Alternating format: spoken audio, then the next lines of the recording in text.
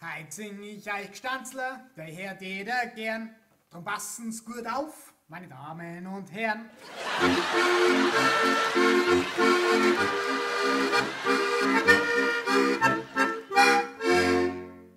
Ich bin's, der Steffen, bin lustig allweil. Meine Harmonika spielt und ich sing dann 3.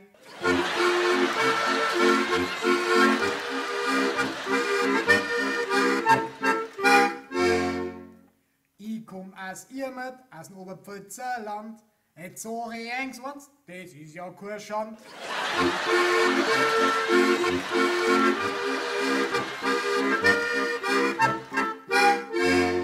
Meine Mutter hat gesagt, ich soll's Holz eine tragen. Hab's falsch verstanden, dafür ein Gockel der Schlung.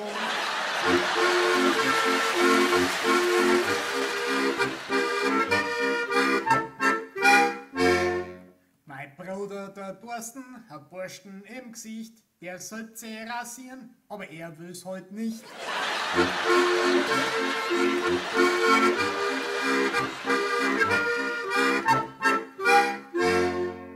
Am Hut hab ich ein Gangsport immer aufgesteckt. Mit Raufen und Schlong hab ich noch keinen erschreckt.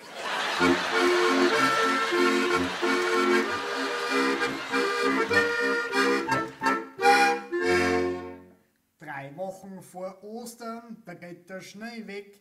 Was zurückbleibt von dem Schnee, ist ein Matsche und der Dreck.